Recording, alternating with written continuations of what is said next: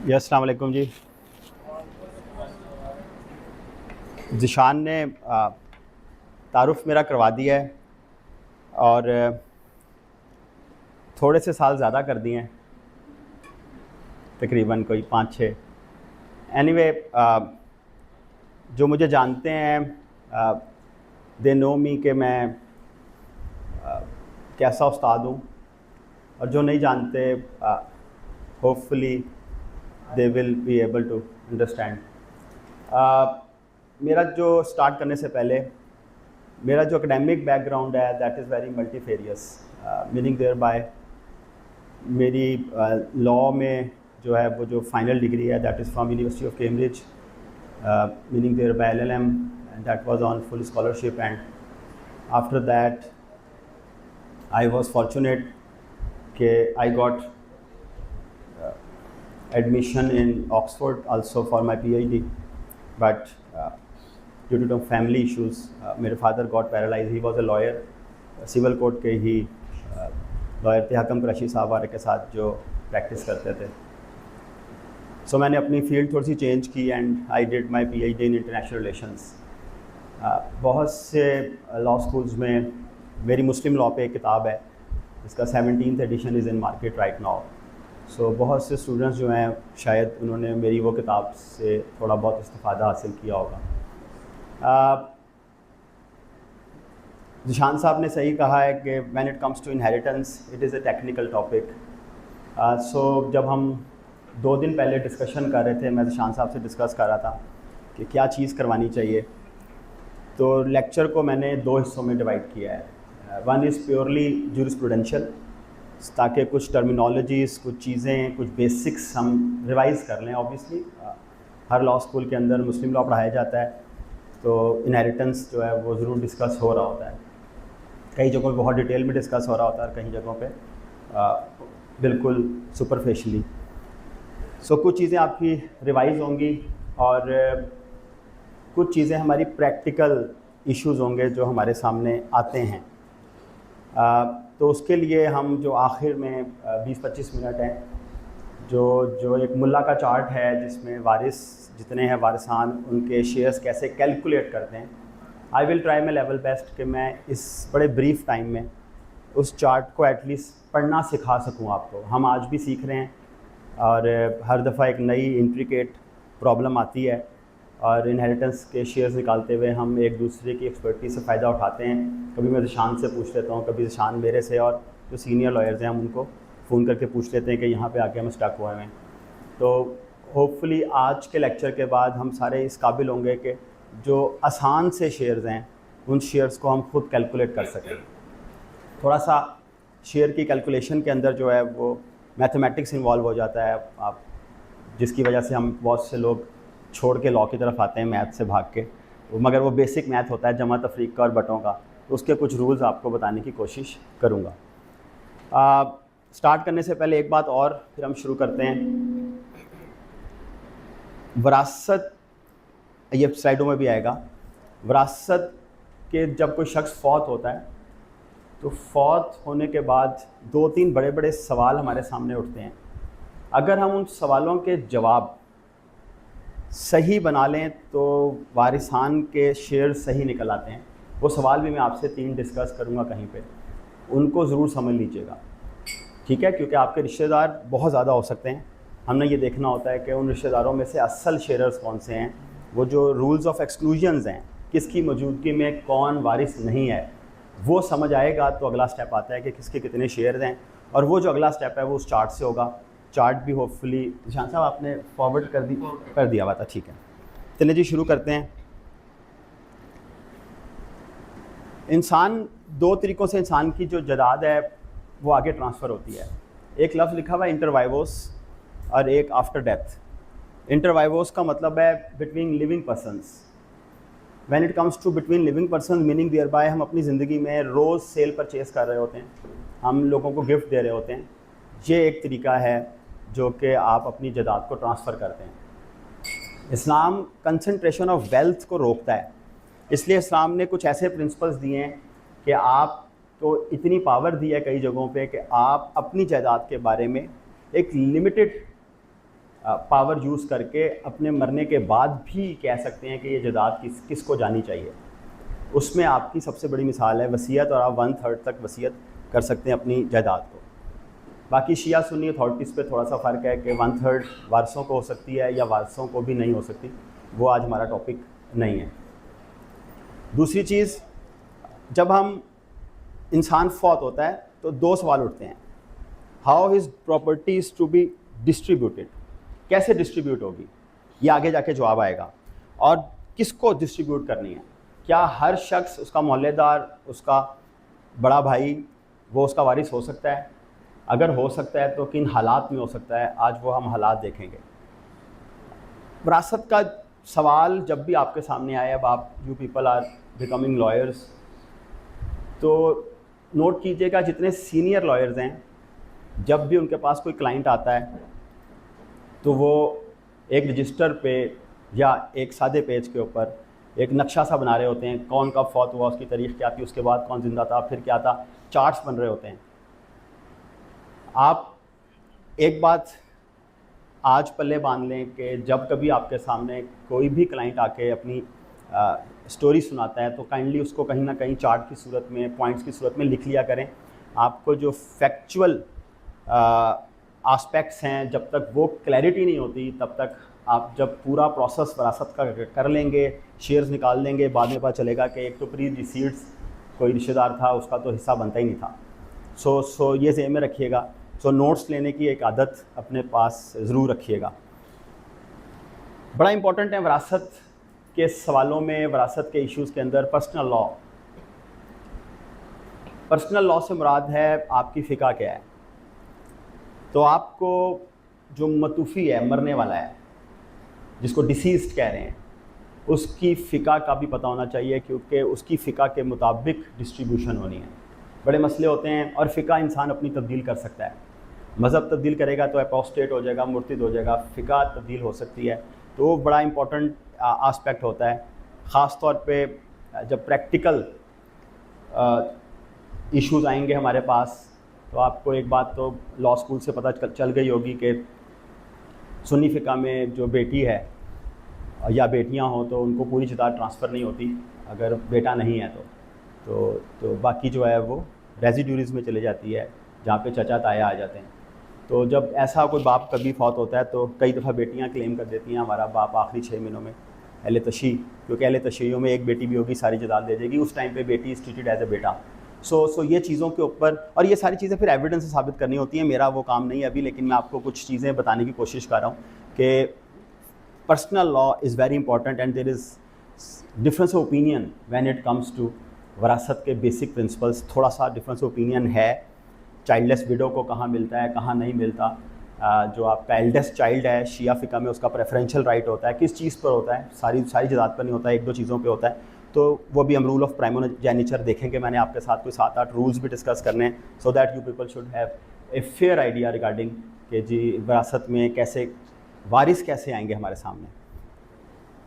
State law cases होंगे, तो आपको मैंने जो लास्ट स्लाइड बनाई है उस स्लाइड में बताया है कि प्रैक्टिकली आपको कौन से लॉज का थोड़ा सा आइडिया होना ज़रूरी है, क्योंकि सब्सटेंटिव लॉ डायरेक्टली इनहेरिटेंस पर कोई नहीं है माँ सवाए सेक्शन 4 MFLO, जो कि प्री डिसीज सन और डॉटर्स की विरासत को डिस्कस करता है, उनको कितना हिस्सा मिलेगा। इसके अलावा सारा का सारा पर्सनल लॉ लग रहा है। तो हमारा कोई इनहेरिटेंस एक्ट नहीं है पाकिस्तान में। तो जो प्रोसीजर है वो फिर आपका जिस कोर्ट में जाएंगे उसके प्रोसीजर्स का पता होना चाहिए। सक्सेशन मूवेबल्स का होगा तो मूवेबल प्रॉपर्टी के लिए आपको क्या प्रोसेस फॉलो करना है, और सूट फॉर डिक्लेरेशन के लिए आपको क्या प्रोसेस फॉलो करना है, तो उनका आपको एक आइडिया होना चाहिए, बिकॉज उस फॉरम का पता होना हमारे लिए बहुत ज़रूरी है ताकि आगे हो सके। ये मूवेबल इमूवेबल की मैंने आपको बात की। आजकल नादरा भी इन्वॉल्व है कुछ चीज़ों के अंदर, तो आपको इन चीज़ों का आइडिया रखना है हर टाइम कि मैं किस जगह पे जाके दरवाज़ा खटखटाऊँगा। मेरे पास बैंक अकाउंट्स हैं, बैंक अकाउंट्स के लिए सक्सेशन सर्टिफिकेट के लिए जाना पड़ेगा। गाड़ी आपके नाम पे, मरने वाले के नाम पे थी, तो सूट फॉर डिक्लेरेशन क्या है, उसके लिए SRA का पता होना चाहिए, CPC का पता होना चाहिए। तो मैंने आखिर में एक लिस्ट दी है कि इन लॉस को ज़रूर रेलिवेंट चीज़ों को देख लीजिएगा। जब इनहेरिटेंस की बात आती है तो in order to have a fair idea हमें दो चीज़ों का पता होना चाहिए। प्री इस्लामिक कस्टम्स या प्री इस्लामिक लॉ क्या करता था और उसमें क्या इबाहम थे या क्या मसाइल थे, और फिर इस्लाम ने क्या किया। विरासत वो फील्ड है इस्लामिक जूरिस्प्रूडेंस की या इस्लामिक लॉ की जो बजाते ख़ुद एक बड़ी डिटेल्ड फील्ड है, और कुरान ने ये वाहिद जगह है जहाँ पर शेयर्स के शेयर्स इवन बटों तक खुद डिस्कस किए हैं। तो सोच सकते हैं कि कितनी इंपॉर्टेंस दी जाती होगी इस चीज़ को, और ये भी देख सकते हैं, इसको दूसरे तरीके से समझें कि कितने मसाइल होंगे प्री इस्लामिक अरेबिया में विरासत के। तो जब भी बहुत ज़्यादा किसी चीज़ के बारे में मसाइल हों तो उसको बहुत आसान तरीके से एलेबोरेट करने की कोशिश की जाती है। एक लफ्ज़ मैंने यहाँ पर लिखा हुआ है एग्नेट्स वर्सेस कॉग्नेट्स। दो लफ्ज़ हैं ये, मैंने कुछ टर्मिनोलॉजीज़ भी आपको बतानी है। वाई जब भी हम कोई किताब लिखते हैं, कोई आर्टिकल पढ़ते हैं और जजेस कोई फ़ैसला करते हैं, उस स्पेसिफ़िक फील्ड की कुछ टर्मिनोलॉजीज़ होती हैं और हम उसको ज़रूर यूज़ कर रहे होते हैं, और जो रीडर है जिसको उन टर्मिनोलॉजीज़ का नहीं पता, वो उसका अपनी मतलब कोई और मतलब अगर ले लेता है तो सारी जजमेंट का मतलब चेंज हो जाता है।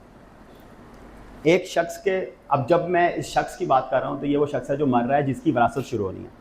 उसके रिश्तेदार दो तरह के हैं, एक वो हैं जो मेल हैं और एक वो हैं जो फीमेल हैं।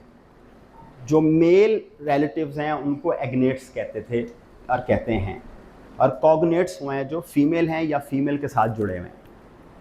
प्री इस्लामिक अरेबिया में एग्नेट्स का प्रेफरेंशियल राइट था, उनकी एंटाइटलमेंट थी, और जो फीमेल थी वो मेजॉरिटी सूरतों में एक्सक्लूडेड होती थी। इसका मतलब है कि जब आप कुरानिक आयात और फ़ुक़हा की तशरीह पढ़ेंगे तो वो ज़्यादातर जो लोग वहाँ पर होंगे वो लोग होंगे जो वहाँ एक्सक्लूडेड थे, ताकि एम्फसिस किया जा सके कि इनके हक़ तो देने ही हैं। ठीक, डिसेंडेंट्स असेंडेंट्स, आपके बाद की जितनी नस्ल है वो आपकी डिसेंडेंट्स है, और आपसे ऊपर वाली जितनी नस्ल है वो आपकी असेंडेंट्स है। और प्री इस्लामिक अरेबिया में डिसेंडेंट्स का प्रेफरेंशियल राइट था, और असेंडेंट्स जो हैं उनको बड़ा रेयरली कुछ जगहों पे होता था, लेकिन हर जगह पे ऐसा नहीं था। तो असेंडेंट्स से मुराद और आसान कर लेते हैं, आपसे ऊपर आपके बाप हैं, वालदा हैं, दादा हैं, दादी हैं, नाना हैं, नानी है, ये आपके असेंडेंट्स हैं। आपके बाद जो है वो आपका बेटा बेटी, उनके बच्चे जो हैं वो आपके डिसेंडेंट्स हैं। और एक आपके साथ की नस्ल है विरासत के चैप्टर में, that is known as collaterals. So collaterals are your brothers and sisters और कज़न्स, जो आपके साथ वाली नस्ल है, यानी आपके दादा के बाद जो आपके दादा के बच्चों के जो बच्चे हैं वो आपके साथ वाले बच्चे हैं, उनको विरासत के चैप्टर में जो है वो कहा जाता है आपके कोलेटरल्स हैं। तो कहीं ना कहीं आप देखेंगे कोलेटरल्स का लफ्ज़ बार बार किताबों में यूज़ हो रहा होगा। पर कैपिटा डिस्ट्रीब्यूशन, दो लफ्ज़ बहुत यूज़ होते हैं विरासत में, और ख़ास तौर पे इसका उलट एक लफ्ज़ यूज़ हुआ है section 4 Muslim family laws ordinance 1961 में, पर स्ट्राइपल।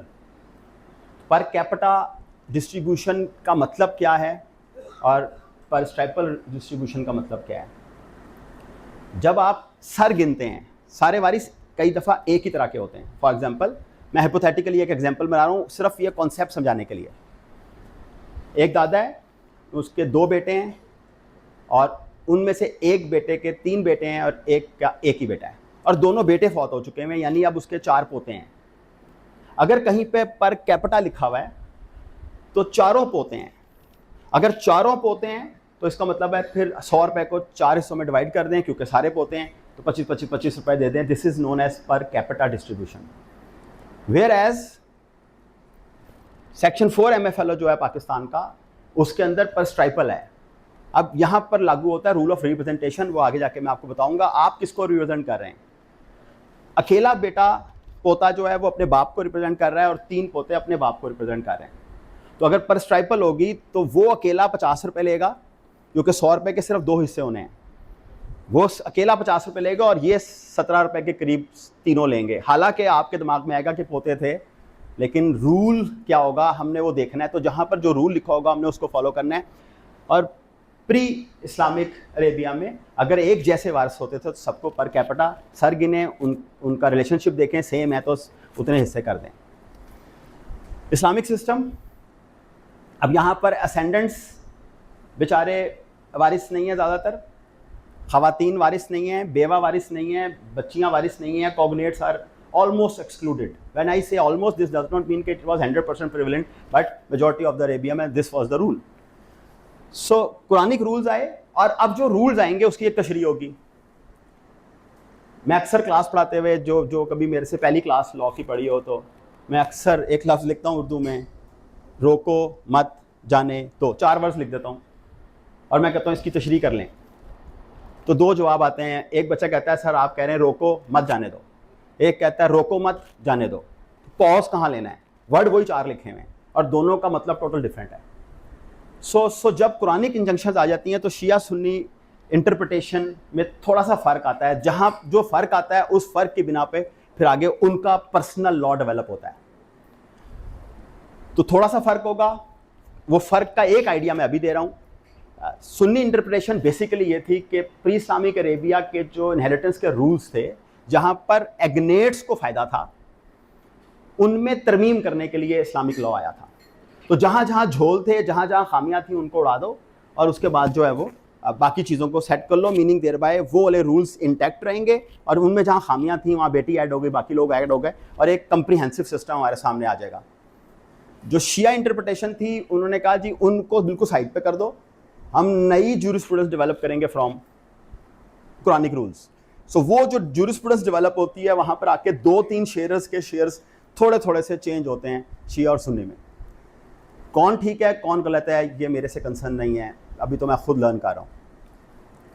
और लीगल एयर्स की 2 डिस्टिंक्ट कैटेगरीज हैं जो कि कुरान और सुन्ना की रोशनी में हमारे सामने आती हैं। एक आपके वो एग्नेट्स हैं और एक वो हैं जो जिनके शेयर्स लिख दिए गए हैं। जिनके शेयर्स लिख दिए गए हैं उनको हम बार बार कहते हैं शेयरर्स। ये वो शेयरर्स हैं जो आपके सामने जितने केसेस आएंगे उनमें 95% केसेस में ये बंदे ज़रूर मौजूद होंगे। अभी उनकी लिस्ट हम देखेंगे।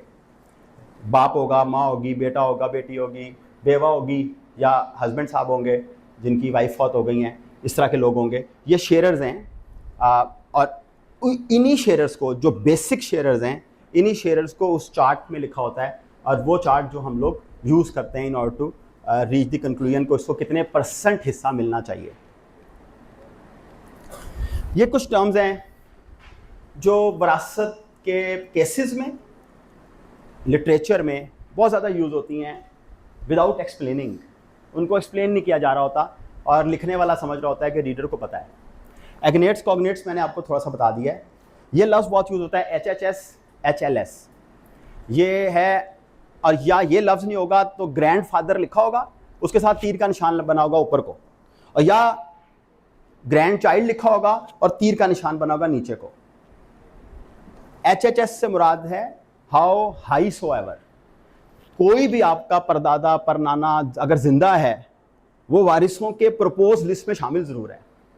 सो इतने नाम देने की जगह, क्योंकि लोग ठीक है अब एज एक्सपेक्टेंसी कम है, लेकिन कुछ इलाकों में आप देखते हैं कि यूजली 100-105 साल 107 साल तक लोग ज़िंदा रहते हैं। और अगर उनकी शादियां बहुत जल्दी हुई और फैमिली में 18 साल 19 साल की उम्र में शादी का हो तो 4-4 नस्लें होती हैं।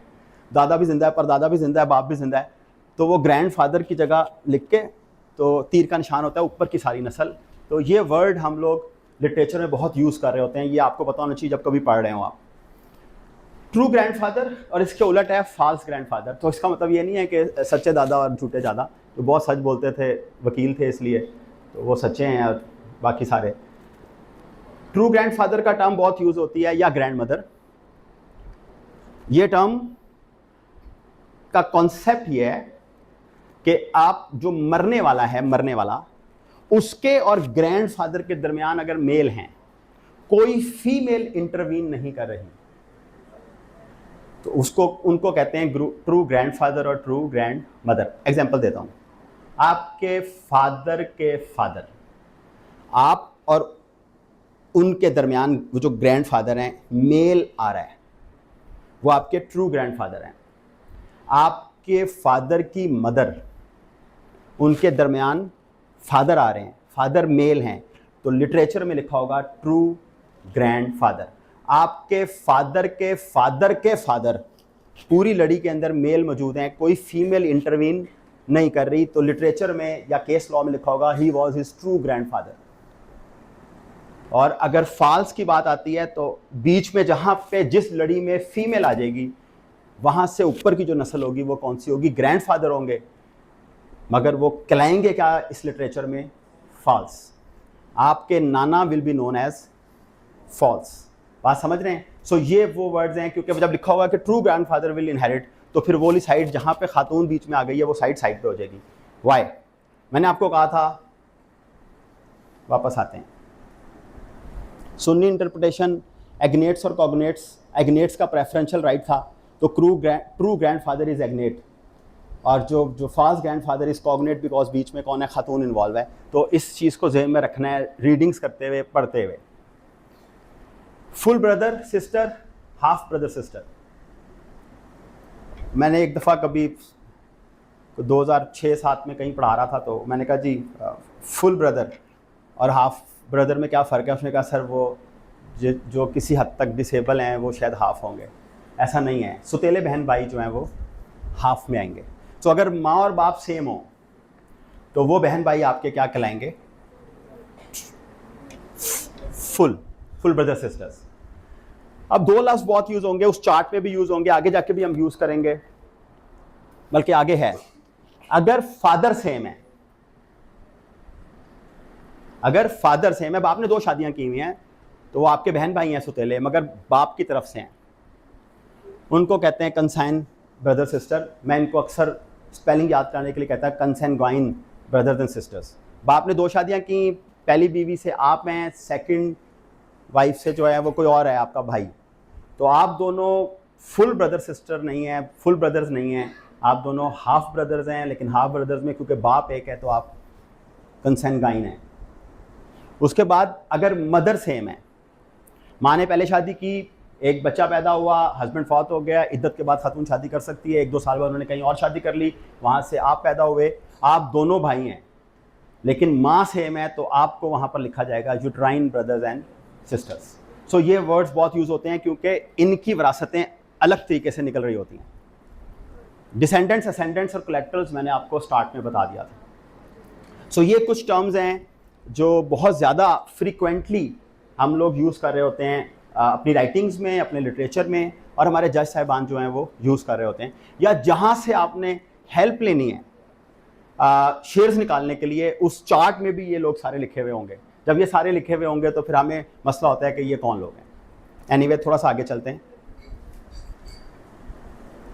एलिमेंट्स ऑफ इनहेरिटेंस क्या हैं? ये 3 बातें लिखी हैं। एक डिसीज्ड, मरने वाला, जिसकी जायदाद की वरासत निकलनी है। एक लीगल एयर्स, ये आज मैं आपको थोड़ा सा आइडिया देके जाऊंगा। ऑब्वियसली 1.25 घंटे में हम बहुत ज़्यादा प्रैक्टिकल उन चीज़ों को, जब तक बेस ना बनी हो प्रैक्टिकलिटी भी नहीं आ सकती। तो लीगल एयर्स, वारिस, जिनको हमने वो जायदाद देनी है, और वो जायदाद जो वो छोड़ के गया है उसको कहते हैं तरका, जिसको डिस्ट्रीब्यूट करना है। मोस्ट इंपॉर्टेंट चीज़, इन तीनों का को एग्जिस्ट करना ज़रूरी है। व्हेन आई से को एग्जिस्ट करना, इसका मतलब है इनमें से एक चीज़ की भी कमी है तो विरासत के रूल्स नहीं लगेंगे। एक शख्स है, वो फौत ही नहीं हो रहा, वारिस भी हैं, करोड़ों लाखों की जायदाद भी है, तो विरासत के रूल नहीं लगेंगे। विरासत तब लगेगी जब बंदा आखिरी सांस लेगा। उससे पहले जो आपने रूल लगाने हैं वो इंटरवाइवोस हैं। वो करना चाहे गिफ्ट कर दे अपनी प्रॉपर्टी, बेचना चाहे किसी को बेच दे। एक शख्स है, फौत हो जाता है, उसके पास कोई भी चीज़ नहीं है और वारिस भी हैं, तो विरासत के रूल्स लगने की ज़रूरत नहीं है, क्योंकि तरका उसको कहीं पे ट्रांसफ़र होएगा ही नहीं, क्योंकि वो छोड़ के ही कुछ नहीं गया। एक शख्स है, उसकी प्रॉपर्टी है, वो खुद है, उसका कोई वारिस ही नहीं है, तो विरासत का एक ही डॉक्ट्राइन लगेगा, वो मैं एंड पे आपको कराऊंगा, एस चीट, सारा कुछ स्टेट को चला जाता है। वारिसों में डिस्ट्रीब्यूट नहीं होगा, तो उसकी परसेंटेज निकालने की ज़रूरत नहीं है। सो ये 3 मेन एलिमेंट्स हैं और इनका को एग्जिस्ट होना ज़रूरी है in order to apply the rules of inheritance. जो रिस्पेक्टिव शेयर्स हैं, एक लफ्ज़ मैंने लिखा है, वो डिवॉल्व हो रहे हैं और एक्चुअल डिस्ट्रीब्यूशन है। ये बड़ा टेक्निकल सवाल आता है जब हम प्रैक्टिस में होते हैं, हमारे पास कोई बंदा आता है, और ख़ास तौर पे जॉइंट फैमिलीज़ में आमतौर पे हम चीज़ें डिस्ट्रीब्यूट नहीं कर रहे होते, और बहुत से लोग जॉइंट फैमिली में आज भी रहते हैं। दादा जान थे, दादा जान की प्रॉपर्टी थी, 2-3 बेटे इकट्ठे रहते थे और वो उसी प्रॉपर्टी में रह रहे हैं। दादा जान की डेथ हो गई 99 में, 2000 में। उसके बाद जो है वो बड़े भाई जो थे ताया आपके, वो भी फौत हो गए 2010 में। एकदम बाद में जब बच्चे बड़े हुए तो लड़ाइयाँ पड़ गई कि डिस्ट्रीब्यूट करो। तो एक कज़न कहता है कि जनाब अब डिस्ट्रीब्यूट कर रहे हैं हम, तो जो जो जिंदा है उन्हीं को मिलेगा, आपके अब्बू नहीं थे, आप भी सारे फारिग। सो डेवोल्यूशन और एक्चुअल डिस्ट्रीब्यूशन में आम तौर पे कुछ अरसे का फ़र्क होता है। कोई बहुत लड़ाका ख़ानदान भी होगा तो कुलों से पहले नहीं करता, 3 दिन फिर भी गुजर जाते हैं, 4, 5, 7 दिन, अदरवाइज इस पर काफ़ी टाइम लग जाता है। सो लॉ ये है, आप लोगों ने TPA पढ़ा होगा, ट्रांसफ़र ऑफ प्रॉपर्टी एक्ट, उसमें स्टार्ट में कहीं राइट्स का चैप्टर है, वेस्टेड एंड कंटिंजेंट राइट आपको टीचर पढ़ाता होगा। तो रूल ये है कि जिस वक्त डिसीज्ड की आंख बंद होती है उस टाइम पे उसके जितने वारिस होते हैं जो जिंदा हैं, लॉ प्रिज्यूम करता है उनको उनका रिस्पेक्टिव शेयर मिल गया, चाहे एक्चुअल डिस्ट्रीब्यूशन बाद में हो, और तो वो रिस्पेक्टिव शेयर उसी टाइम ट्रांसफर हो जाएगा उसको। तो आप ये नहीं करेंगे कि जिस टाइम पे आप डिस्ट्रीब्यूशन करने बैठे हैं 15 साल बाद, 8 साल बाद, 6 साल बाद, और आप कहें जी अब क्योंकि आप जिंदा नहीं हैं आपके फलां साहब, वो हमारे उसमें से निकल जाएंगे। प्रिजम्पशन है कि उनको वो मिल चुका था, यानी राइट वेस्ट हो चुका था, उनके अंदर समा चुका था उस शख्स के अंदर, the very next moment of the death of propositus, मरने वाला जिसकी विरासत हो रही है। एंसेस्ट्रल प्रॉपर्टी और एक आपकी सेल्फ एक्वायर्ड प्रॉपर्टी होती है। हिंदूइज्म में कहीं ना कहीं एंसेस्ट्रल प्रॉपर्टी को वो कुछ उनके जगहों पे वो नहीं ट्रांसफ़र करते, वो कहते हैं ये साथ ही रहेगी। इस्लाम ऐसा नहीं करता। आपको जो चीज़ें विरासत में मिली हैं और आपने जो अपनी ज़िंदगी में कमाई हैं, जब आप मरेंगे वो सब जुड़ के तरका कहलाएगा। तो ये ज़हन में रखना है आपने कि ये अलहदी, इस्लाम ने खुद अलहदगी नहीं की, आपकी कस्टमरी प्रैक्टिस ने कोई की हो तो की हो, वो चैलेंज हो सकती है। इस्लाम कहता है जो शख्स ने खुद पूरी ज़िंदगी में कमाया और जो उसको अपने आबा अजदाद से मिला था, तो वो सारा का सारा जुड़ के तरके का हिस्सा बनेगा। और तरके में से कौन सी चीज़ें होंगी वो भी आगे आके हम अगली स्लाइड में देखेंगे।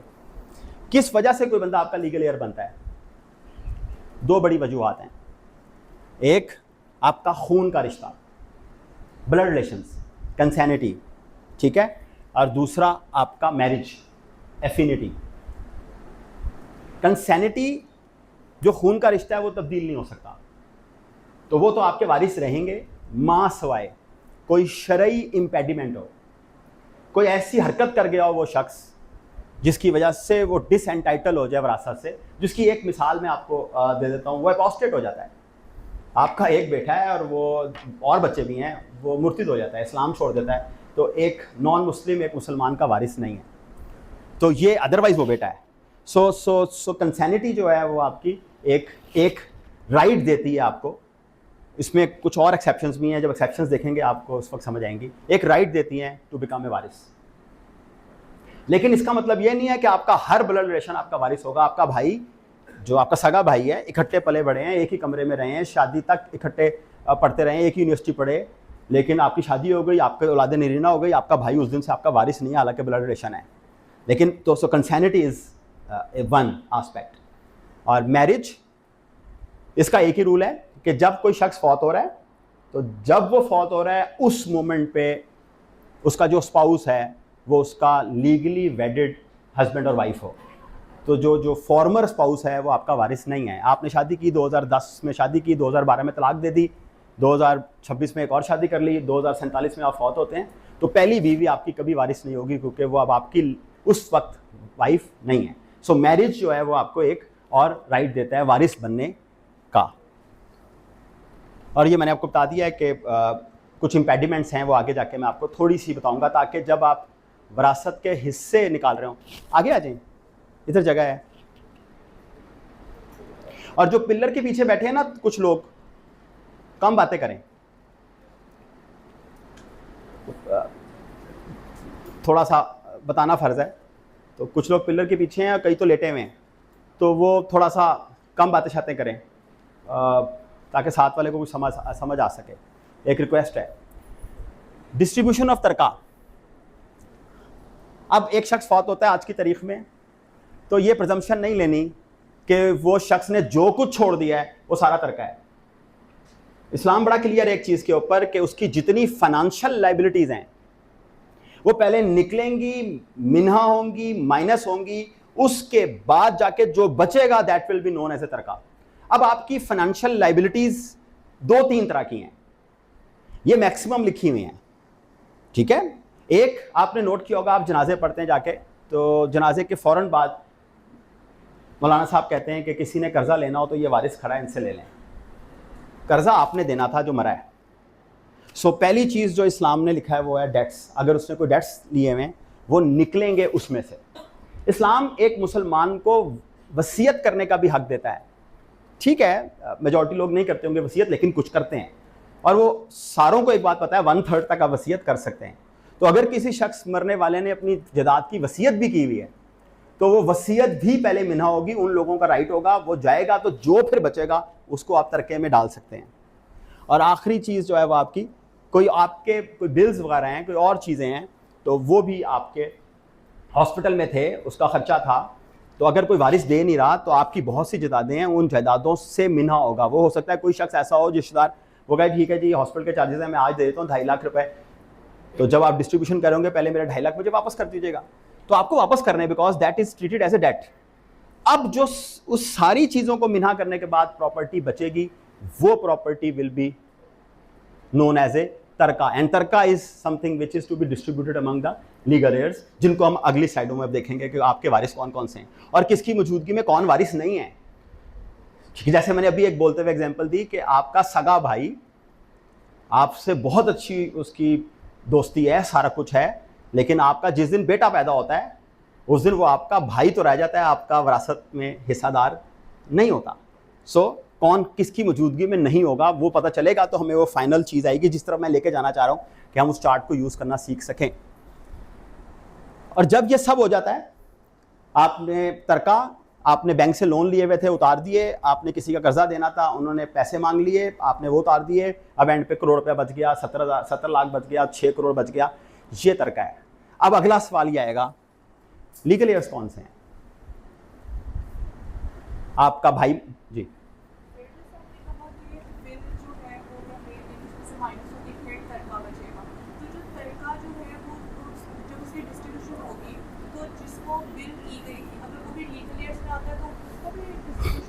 सवाल ये है कि जिसको वसीयत की गई थी 1/3, अगर वो खुद भी वारिस हो तो फिर क्या होगा? तो मैंने स्टार्ट में एक बात कही थी कि इस पर डिफरेंस ऑफ ओपिनियन है। सुन्नी फ़िक़ा मेजॉरिटी व्यू ये है कि वारिस का नाम वसीयत नहीं हो सकती, तो वो वसीयत को माना नहीं जाएगा। उसकी एक्सेप्शन है कि बाकी वारिस अपना कंसेंट दे दें। वसीयत मेरा चैप्टर नहीं आज। शिया फ़िक़ा मेजॉरिटी व्यू ये है कि वारिस का नाम 1/3 वसीयत हो सकती है without consent of any other वारिस। तो हमें देखना पड़ेगा उसकी वो क्या था। हाँ, तो वो निकल गई। प्यारे बच्चे मेरी बात समझें, अब इसके आपके एग्जाम्पल को हिपोथेटिकल एग्जाम्पल बना लेते हैं। एक शख्स है, करोड़ रुपया छोड़ के फौत हो गया, टोटल करोड़ है, उसने 10 लाख रुपए की वसीयत की थी अपनी बेटी के नाम, बेटी से वारिस। अब तो पहले कट जाएगा, अगर सारों ने कंसेंट दे दी कि इसको दे दें 10 लाख, तो कितना बच गया तरका? 90 डिस्ट्रीब्यूट होगा, उसमें बेटी भी वारिस होगी। क्लियर हो गई? तो मैंने एंड पे बताया आपको कि शिया सुन्नी लॉ थोड़ा सा हमें देखना पड़ेगा। इवन सुन्नी लॉ में इमाम मालिक, इमाम शाफी से भी कई जगहों पे डिफरेंस ओपिनियन रखते हैं। इवन क्या कोई नॉन मुस्लिम वारिस हो सकता है कि नहीं, उसमें इमाम अबू हनीफा का ओपिनियन कुछ और है और बाकी इमामों का कुछ और है। वो हमारे केसेस में आमतौर पे फॉल नहीं करते। हमें बेसिक्स पता होनी चाहिए एज ए लॉयर, और हमें ये पता हो कि अगर कभी मसला आएगा तो हमने कौन सी जगह पे जाके सर्च करना है। हम हमेशा ये कहते हैं एक अच्छे लॉयर के लिए हर वक्त लॉ का पता होना ज़रूरी नहीं है। He is not an encyclopedia, और वो चैट जीपीटी भी खुद नहीं है, जो अथॉरिटियाँ अक्सर गलत देती है। लेकिन एनीवे, एक गुड लॉयर को एक चीज़ पता होनी चाहिए कि इन केस उसको चीज़ डायरेक्ट नहीं पता तो किस जगह से ढूंढनी है, उस किताब का पता होना चाहिए, उस शख्स का पता होना चाहिए, उस अथॉरिटी का पता होना चाहिए। इतना काम, इसको कहते हैं हम रिसर्च। ठीक हो गया? अब जब आपने वो लीगल एयर्स ढूंढने हैं तो आपको फिर इन चीज़ों का आइडिया होना चाहिए कि क्लासिफिकेशंस क्या हैं और इम्पेडिमेंट्स। इम्पेडिमेंट्स का मतलब रुकावटें, किस सूरत में आप नहीं हो सकते वारिस। अब मैं पहले तो क्लासिफिकेशन थोड़ी सी आपको इस प्रिजम्पशन के साथ कि आपके लॉ स्कूल में ये चीज़ें आपसे डिस्कस हुई हुई हैं, तो मैं इस प्रिजम्पशन के साथ आपको थोड़ा सा जल्दी इन क्लासिफिकेशंस का बताने लगा हूँ। और जब टाइम 25 मिनट रह बता दीजिएगा ऐसे, ठीक है। शिया जो हैं वो क्लासिफिकेशन करते हैं ग्रुप्स में, ग्रुप 1, ग्रुप 2, ग्रुप 3। इसको मैंने क्लास 1, क्लास 2, क्लास 3 लिखा है। अब एक रूल है विरासत में, and that is known as nearest in blood excludes the farer. जो करीब तरीन है वो दूर वाले को एक्सक्लूड कर देगा। शिया इसको प्रॉपरली अप्लाई करते हैं, सुन्नीज उसको बिल्कुल प्रॉपरली अप्लाई नहीं करते उस तरह।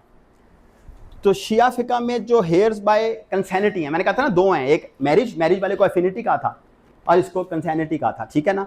ये ब्लड रिलेशंस, तो आपके ब्लड रिलेशंस जो हैं वो उनको एक दायरे में ले आते हैं। अगर आप कभी 3 दायरे इकट्ठे बना लें तो एक क्लोज सर्कल होगा, एक थोड़ा सा बाहर का सर्कल होगा और एक उसके आखिरी सर्कल होगा। जो पहला सर्कल है उसके अंदर वो रखते हैं पेरेंट्स को और बच्चों को। इसी वजह से तवज्जो, जब शिया फिका के अंदर औलादे नरीना, जिसका बेटा ना हो, वो कोई शख्स फौत होता है तो बेटी क्योंकि पहले सर्कल में है तो वो सारी चीज़ ले लेती है एज ए बेटा। आप समझ रहे हैं, तो सर्कल वो लेके चलते हैं, वो मैं समझाने के लिए कह रहा हूँ। उसके बाद आपकी कौन सी नस्ल है, उसके बाद grand parents, brothers, sisters and their descendants. तो जो सेकंड क्लास है उसके अंदर आपके दादा, नाना, दादी और जो आपके बहन भाई हैं, क्योंकि वो आपके साथ जुड़े हुए हैं आपके बाप के साथ। और तीसरे सर्कल में वो आपके रख लेते हैं पैटर्नल और maternal uncles and aunts. Paternal से मुराद है बाप की साइड के और मैटरनल से मुराद है माँ की साइड पे। तो शिया फिका वारिस वही हैं, आऊँगा उस तरफ, नाम शाम वही होंगे, लेकिन समझने के लिए कॉन्सेप्ट में देखना है कि सर्कल के क्लोज में कौन है। तो पहले में आप बड़ा आसान कर लेते हैं। हम अक्सर कहते हैं जी अब जो शादियां हैं लोग अलहदा रह रहे हैं तो मियाँ बीवी और बच्चे इकट्ठे रह रहे हैं, ये आपका पहला सर्कल है। ज़्यादा से ज़्यादा आपके साथ आपके माँ बाप रह रहे होंगे, ये सर्कल। तो एक्सटेंडेड फैमिली सेकंड सर्कल में है और उनसे एक्सटेंडेड फैमिली जो है वो थर्ड सर्कल में, उसको क्लास 1, क्लास 2, क्लास 3 कह रहे हैं। और हेयर बाय मैरिज का वही रूल है जो मैंने शुरू में बता दिया आपको कि जिस वक्त डेथ हुई है उस टाइम पे वैलिड मैरिज होना ज़रूरी है। सुन्नी क्लासिफिकेशन, शेयरर्स, रेजिड्यूरीज और डिस्टेंट किंडर्स। ये शेयरर्स जो हैं वो शिया फिका में भी शेयरर्स वही वाले हैं, मगर कहाँ चेंज है वो बताऊंगा। शिया फिका 9 शेयरर्स की बात करती है, सुन्नी फिका जो है 12 शेयरर्स की बात करती है। आपने इस्लामिक फिका जब पढ़ी, इस्लामिक जूरिस्प्रूडेंस लॉ स्कूल्स में, तो आपने एक लफ्ज़ पढ़ा होगा sources of Islamic law, rules and doctrines. उसमें एक सोर्स थी क्यास, और तमाम टीचर्स ने बताया होगा कि शियाज आर एंटी क्यास, so they do not recognise क्यास as a valid source of Islamic law, ठीक है। तो सुन्नी फिका ने क्यास के जरिए वो जो 9 शेयरर्स कुरान में डिस्कस हैं जिनके हिस्से, उनमें 3 और ऐड किए कि और क्यास उनके लिए सबसे वैलिड सोर्सेज में से एक है। सो जब 3 और ऐड किए तो सुन्नी फिका में जो शेयरर्स की तादाद है दैट विल बी 12। वो भी मैं आपको लिस्ट दूंगा और वो लिस्ट आपके चार्ट में भी है जो वहाँ पे मौजूद है। और शिया फिका के चार्ट में फिर वो 9 ही होंगे क्योंकि वो उसमें क्यास के जरिए बंदे ऐड नहीं कर रहे। सो एक क्लासिफिकेशन में शेयरर्स हैं। अब वापस आ जाएं सिर्फ हिंट देने के लिए। अब इन सब के ऊपर हमने एक स्लाइड बनाई है, लेकिन एक हिंट दे रहा हूँ। याद है मैंने एक बात कही थी स्टार्ट में कि एग्नेट्स एंड कॉग्नेट्स। मैंने कहा था agnates had preferential right in pre Islamic Arabia and cognates had no right और वेरी लिमिटेड राइट, और in the presence of agnates they were not entitled to get anything. So जो residuaries है ना, उनके दिमाग में ज़हन में रख लें कि मेजॉरिटी बल्कि सारे वो कौन से होंगे जो एग्नेट्स होंगे, और जो डिस्टेंट किंडर्स होंगे वो कौन से होंगे जो कॉग्नेट्स होंगे। फिर आपके लिए हिस्से निकालना और किसको एक्सक्लूड करना है वो आसान हो जाएगा। सो जो आपके बाप की साइड के लोग होंगे वो सारे रेजिड्यूरीज में ज़्यादातर चले जाएंगे, और बहुत से जो हैं फिर जो रह जाएंगे वो वहाँ आ जाएंगे। आगे चलते हैं थोड़ा सा। शेयरर्स, मैंने अभी आपको एक हिंट दिया है कि कुरान में 9 की बात है। So these are known as Quranic sharers. तो कई किताबों में, कई जगहों पे, कई केस लॉ में लिखा होगा he is a Quranic legal heir, क्योंकि इसका बयान या इसका जो राइट है वो कुरान में स्टैब्लिश हो रहा है, ठीक है। और जब कुरानिक लीगल हेयर की बात करते हैं तो सुन्नी फिका में फिर वो 12 होंगे क्योंकि एनोलॉजी के जरिए वो ऐड हो गए हैं। आगे हो गई, आगे चलते हैं। दीज हैव फिक्स शेयर्स, इनके शेयर्स फिक्स्ड हैं। अब आप अक्सर सुनते हैं फलां का 1/8, फलां का 1/6, बेटी का बेटे से हाफ, फलां का 1/4, 2/3, ये जो बटे हैं ये फिक्स्ड हैं, आप इनको नहीं छेड़ सकते। इसलिए हम उनको कह रहे हैं, कई लोग कहते हैं इनको वो shares who have fixed shares. Maximum 12 हैं, मिनिमम 9 है फिका के मुताबिक। प्राइमरी शेयर्स, अब दो चीजें बड़ी इंपॉर्टेंट हैं। एक, वो शेयर्स जो कभी एक्सक्लूड नहीं होंगे वो प्राइमरी हैं, वो इनमें से 4 हैं।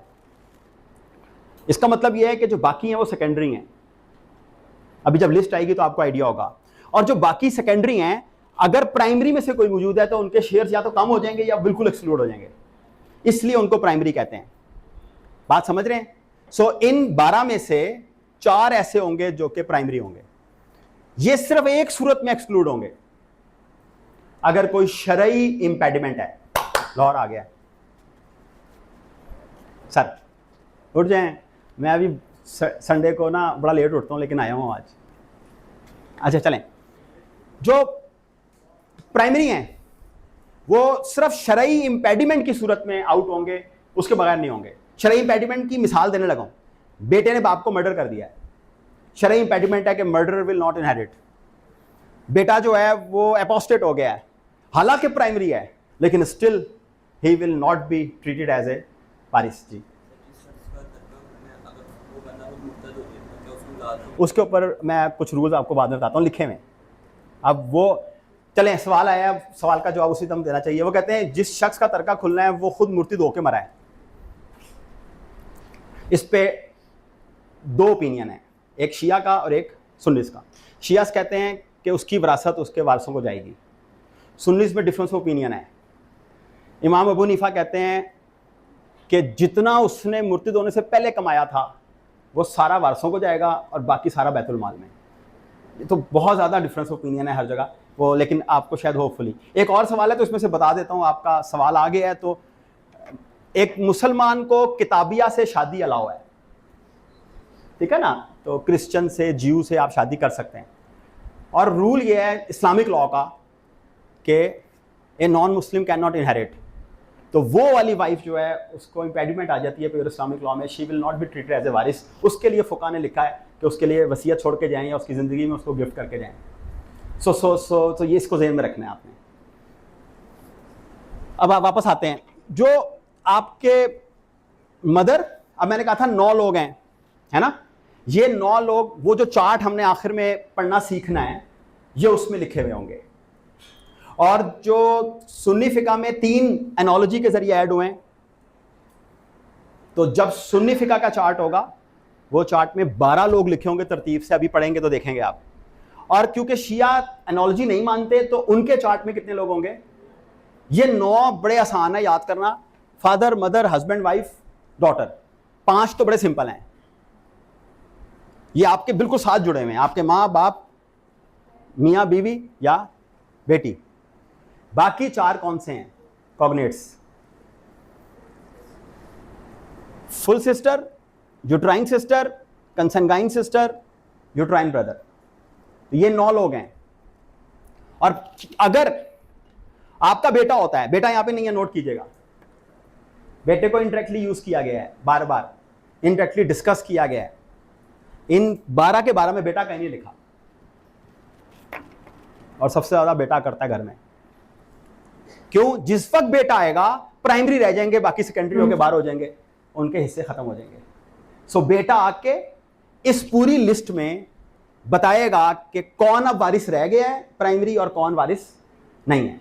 तो इसलिए प्राइमरी मौजूद रहेंगे बेटे की मौजूदगी में, और सेकेंडरी सारे के सारे आउट हो जाएंगे। ये अगर सवाल मैं एंड पे ले लूं, क्योंकि गिफ्ट आप ज़िंदगी में सब कुछ कर सकते हैं। मैं अभी ज़िंदा हूँ, होपफुली रहूँगा, मेरे बच्चे हैं बड़े बड़े, ठीक है ना। मैं अपनी छोटी बेटी को आज कोई गाड़ी लेकर दे देता हूँ, सुन लें, मैं गाड़ी लेकर दे देता हूँ उसको, और मैं नहीं फौत होता और वो गाड़ी चलाती रहती है, और फिर मैं फौत होता हूँ तो बेटा ये कहेगा कि जनाब 4 साल पहले गाड़ी लेके दी थी, गिफ्ट एक्सक्लूडेड है। गिफ्ट तब सवालिया निशान आता है जब ट्रांसफर करने वाले की इंटेंशन को चैलेंज किया जाए कि वो डिप्राइव करना चाह रहा था। उसमें 2025 में सुप्रीम कोर्ट की एक जजमेंट भी आई हुई है बहनों के गिफ्ट का ना, सारा 2025 की जजमेंट है, देख लीजिएगा आप।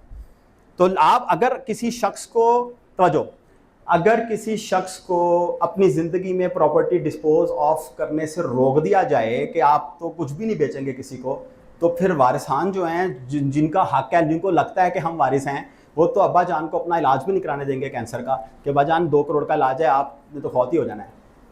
सॉरी टू से वैसे कह रहा हूँ। तो गिफ्ट से रोका नहीं जा सकता, सिर्फ वो गिफ्ट चैलेंज हो सकता है जो आखिरी लाइफ में किया है फ्रॉडुलेंट ट्रांसफ़र के लिए। तो इसके ऊपर कुछ अथॉरिटीज़ हैं। अभी बहनों की जदाद रोकने के लिए जो था उस पर 25 की एक बड़ी जजमेंट है, ठीक है ना, रमज़ाना बीबी या समथिंग कोई 2025 की है, वो देख लीजिएगा आप, उस पर सारी ये जूरिस्प्रूडेंस लिखी गई है।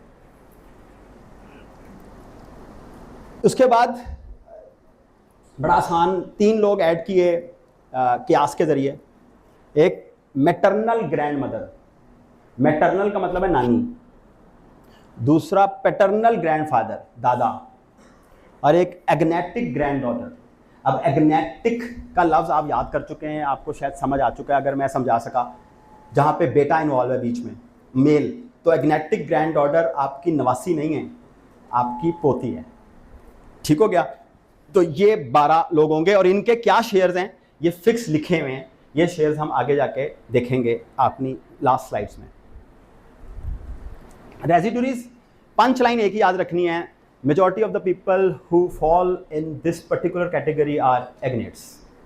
सो आपके डिसेंडेंट्स, आपके असेंडेंट्स, आपके कोलेट्रल्स सारे के सारे वो होंगे जो एग्नेटिक रिश्तेदारी की तरफ से होंगे। These are known as residuaries, and residuaries usually नहीं ले रहे होते, मां सिवाय उस सूरत में जहां पर कुछ बच जाए, बेटियां हों और बाकी बच गया, तो फिर रेजिड्यू का मतलब क्या, बचावा, तो वो फिर वो बचा हुआ हिस्सा लेने के लिए आएंगे। और उनकी एक बड़ी लंबी लिस्ट है 4-4, 5-5 पेजेस की किताबों के अंदर कि किसकी मौजूदगी में कौन होगा, किसकी मौजूदगी में कौन नहीं होगा। याद बस ये रखना है कि वो नियरेस्ट इन ब्लड वाला कि जो मौजूद है वो अपने बाद वालों को छोड़ देगा।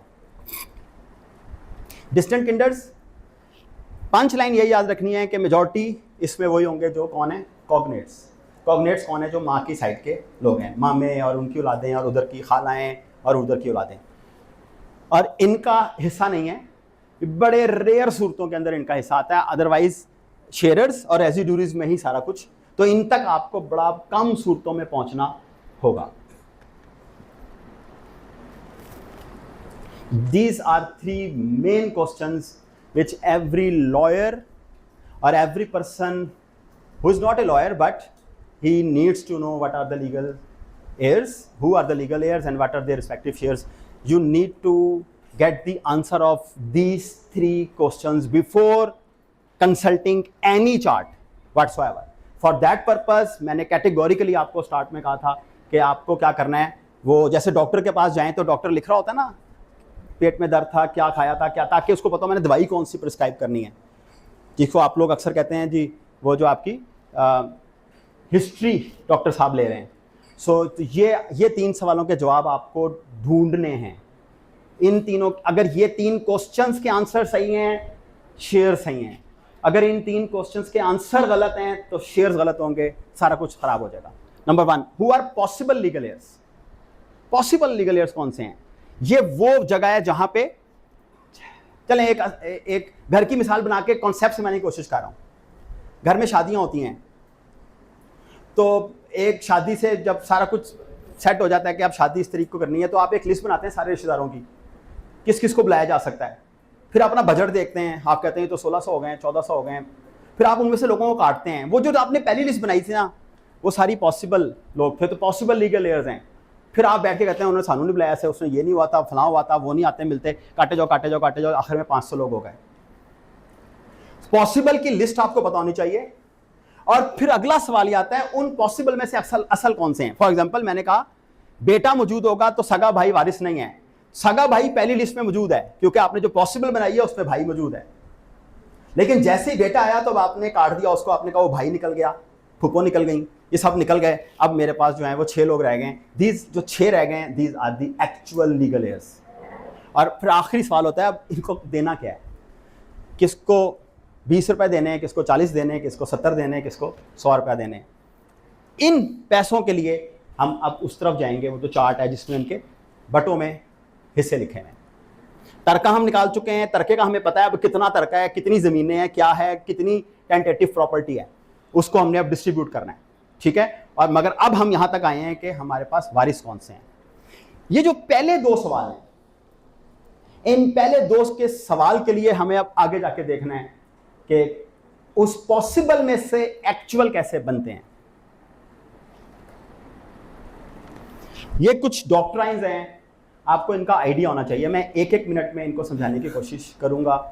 बियर विद मी, 1 मिनट में समझ नहीं आ सकते, लेकिन स्टिल हम जब लॉ स्कूल में इसको पढ़ाते हैं तो एटलीस्ट 5-7 क्लासेस करते हैं, 2-2, 3-3 घंटे की एक चीज़ के ऊपर डिस्कशन। लेकिन क्योंकि अच्छी चीज़ ये है कि आप सब पढ़ के आए हैं, तो जब पढ़ के आए हैं तो आपको इसका आइडिया, मैं कुछ चीज़ें रिफ्रेश करवा रहा हूँ। रूल ऑफ रिप्रेजेंटेशन, रिप्रेजेंट करना, ये आप सारे इसमें मास्टर हैं। प्रॉक्सी लगाई होगी कभी ज़िंदगी में किसी दोस्त की, हम सब लगाते रहे हैं। सो आप उसको उस टाइम पे रिप्रेजेंट कर रहे होते हैं आवाज़ दे के पीछे से। सो रूल ऑफ रिप्रेजेंटेशन का मतलब ये है कि वारिस इज नॉट प्रेजेंट।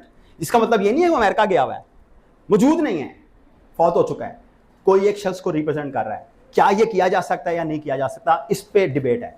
लेकिन पाकिस्तान में this rule of representation is applied किस सेक्शन में? सेक्शन 4 MFL लो, जहां पे प्री डिसीज सन और डॉटर के जो बच्चे हैं जिंदा, उनको विरासत मिलती है। Meaning thereby they are representing their deceased father when the विरासत इज ओपन। और एक बात और क्लियर कर लें, अभी इन्हीं में बताता हूं आगे जाके।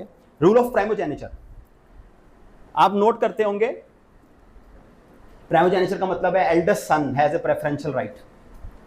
ये जो किंगशिप है उसमें आप अक्सर देखते हैं जो सबसे बड़ा बेटा होता है वो किंग बनता है, बाकी सारे प्रिंस रह जाते हैं। सो प्राइमोजेनिचर इस्लामिक लॉ में लागू नहीं होता। सो कहीं ये नहीं होगा, प्री इस्लामिक में था कि अगर किसी के बच्चे हैं, पहला बच्चा एडल्ट है, बाप के साथ कारोबार कर रहा है, सबसे छोटा बच्चा 4 महीने का है, उसको हिस्सा ही नहीं मिलता था कई जगहों पे। वजह ये उसको पता ही नहीं होता था। इस्लाम ने प्राइमोजेनिचर को ख़त्म कर दिया, ठीक है। तो ये नहीं हो सकता कि आप बड़े बेटे थे तो आपने कहा जी मुझे तो 10 रुपये ज़्यादा मिलने चाहिए क्योंकि मैं तो बाप के साथ वकालत भी शुरू कर दी थी मैंने तो। सो प्राइमोजेनिचर हैज़ नो एप्लीकेशन। हाउएवर शिया फिका में ये माइनर हिस्से में कहीं ना कहीं एक्नॉलेज होता है कि बड़े बेटे का प्रेफरेंशियल राइट होता है, बाप की अंगूठी पे, बाप के कुरान पे, बाप की सोट पे, 2-3 चीज़ों पे उसका हक है, प्रोवाइडेड बाप ने बहुत कुछ और छोड़ा हो। क्योंकि बड़े बेटे को बाप के मरने के बाद शिया फिका कुछ जिम्मेदारियां भी बाप की डालती है, तो शायद वो उस सेंस में होगा। लेकिन general rule is primogeniture has nothing to do. आपकी जायदादों में प्राइमोजेनिचर लागू नहीं होगा इस्लाम में। बहुत सी जगहों पे होता है, खासतौर पे किंगशिप में, हेरिडेटरी प्रिंसिपल्स जिसको कहते हैं हम। वेस्टेड इनहेरिटेंस ये मैं समझा चुका हूँ। द मोमेंट द प्रोपोसिटस डाइज, प्रोपोसिटस यहाँ पे कौन है? डिसीज्ड, मरने वाला, ठीक है। वो जैसे ही मरेगा तो प्रिजम्पशन ये है कि फौरन आपको वो जायदाद मिल गई जो आपका हक था, चाहे आपको पता भी नहीं मेरा कितना हक था। तो जब डिस्ट्रीब्यूशन होगी उस टाइम पे आपका वो हिसाब माना जाएगा। और अगर आप बीच में फौत हो जाते हैं तो ये नहीं होगा कि जब डिस्ट्रीब्यूशन हो रही है तो कहेंगे क्योंकि आपके अबू तो फौत हो चुके थे। हर वो शख्स जो डिसीज्ड के बाद फौत हुआ है तो वो जितना उसको तरका मिलना था उसका तरका मिलेगा और फिर उसके वर्षों में वो आगे जाएगा। स्पेस सक्सेशनिस्ट, स्पेस सक्सेशनिस्ट का मतलब ये है major chance to get inheritance.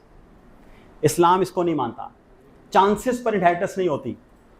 आपके भाई हैं, उन्होंने शादी नहीं की हुई और उनको खुदा न खास्ता कोई ऐसी बीमारी हो गई है जिसकी वजह से डेथ इज़ नियर। डॉक्टरों ने भी कह दिया, मर्जुल मौत का नाम आपने सुना होगा, डॉक्टरों ने भी कह दिया 1-2 साल के मेहमान है।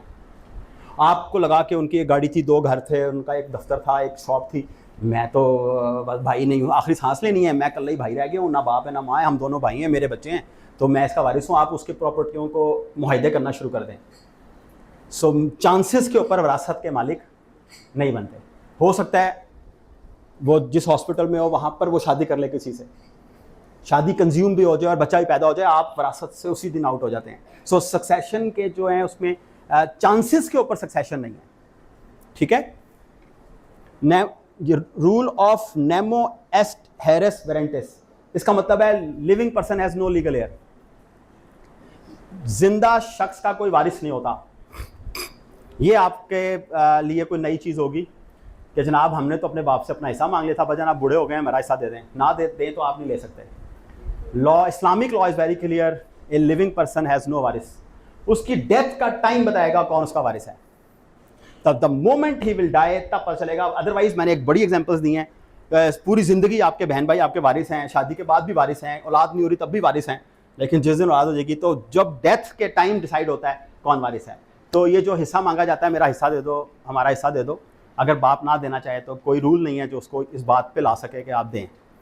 और सॉरी टू से, मैं मजाक के तौर पे भी कहता हूँ कि बेचारे ऐसे वालदैन के लिए फिर ओल्ड होम खुले होते हैं, जब आप सब कुछ ले लेते हैं तो आपको उनकी खांसी बुरी लगती है।